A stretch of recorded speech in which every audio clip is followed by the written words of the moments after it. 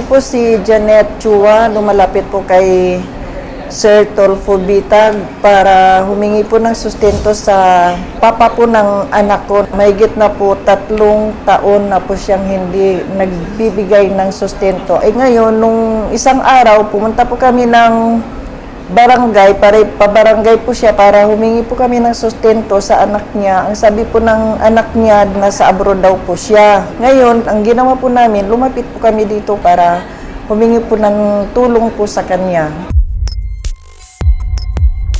Kasama natin sa ating studio si Janet Chua. Ang inarereklamo niya ho, yung ama ho ng kanyang anak na si Cornelio Aklan, abay ayaw ho sustentuhan. Nakapangalan ho sa birth certificate ho ng kanyang anak.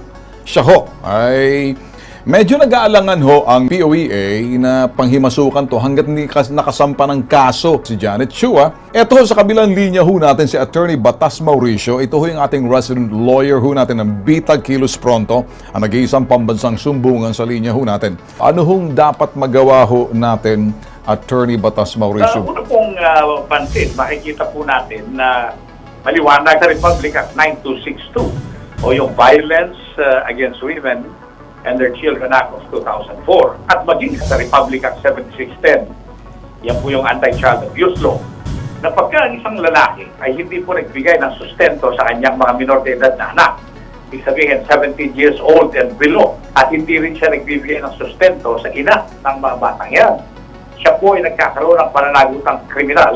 Sustento ay may parusa pagkakabilanggo ng 20 taon. Attorney Batas Mauricio, sasamahan ho namin ang nanay para matulungan na lang natin. Pagtulungan na lang natin, Attorney Batas Mauricio, ganun din sa Bitag Kilos Pronto, iisang layunin, ito ho'y serbisyo publiko talagang totoong totoo.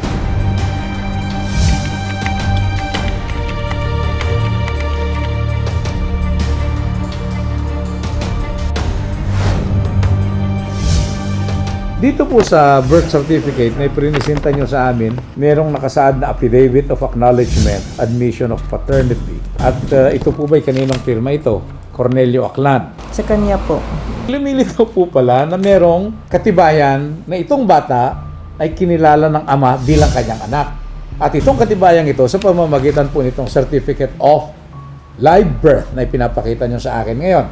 Sapagkat, maliwanag naman po dito, sa ilalim ng binasa natin, Affidavit of Acknowledgement, Admission of Paternity, na pinirmahan ng lalaki ng kanyang ama na kinikilala niya ang batang yan bilang kanyang sariling anak. At medyo malaki po ang ibig sabihin ito. Mahalaga ito, lalo na dito sa sitwasyon ng paghahabol ng suporta. Kasi po, ang isa sa kondisyon upang masuportahan ng lalaki ang mga minor de edad na anak, 17 years old and below, yung pagiging ama niya nung batang yon.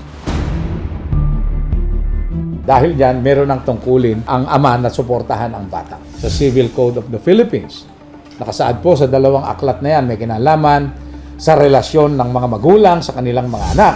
Na tungkulin ng mga magulang, mapalalaki o mapababae, mapatatay o mapananay, na magbigay ng suporta sa kanilang mga minor de edad na anak. Kaya may trabaho sila, wala. Hindi po pwedeng maging dahilan ng tatay o ng nanay na wala siyang trabaho para hindi magbigay ng suporta. Kaya may trabaho siya o wala, may tungkulin siyang magsuporta. At kung hindi siya makakasuporta, ano pa bang dahilan, kahit wala siyang trabaho, makukulong siya ng 20 taon ayon sa Republic Act 7610 o yung Anti-Child Abuse Law.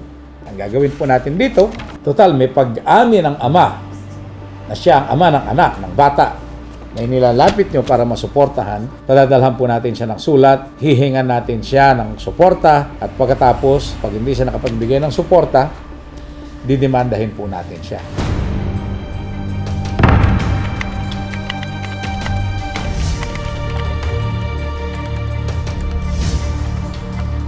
Ay, tatanong lang po kami kung may kilala po ba kayong Cornelio Aklan? So, ito yun. Baka dito naman. Oo.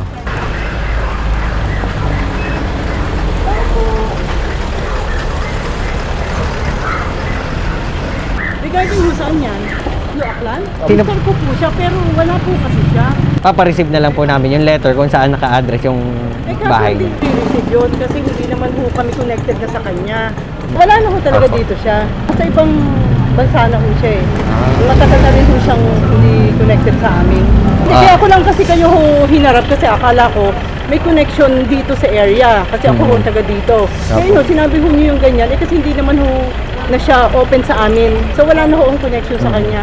Kaya wala ho ako may ano tukol ho doon kasi living separately ho kami sa kanya. Matagal na ho. Bali, ang gawin na lang po natin dahil sa hindi naman po ni-receive nung demand letter na dapat na ma-receive nila. So, i-blatter na lang po natin dito sa Barangay Hall na kayo po ay nagpunta rito.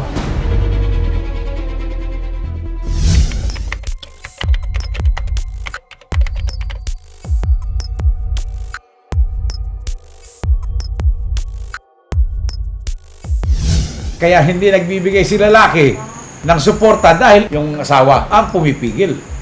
Maliwanag naman yun eh. Kaya sasama natin isa sa demanda. Ang gagawin natin, ipadadala natin by registered mail na lang siya. Sa Bitag Kilos Pronto, ipadala na by registered mail with return card. Ibig sabihin, registered mail siya, pero lalagyan nyo ng papel na pipirmahan noong asawa niya na tinanggap nila ang sulat na nagmula dito sa Bitag Kilos Pronto at sa batas upang sila ay kumilos upang magbigay ng suporta.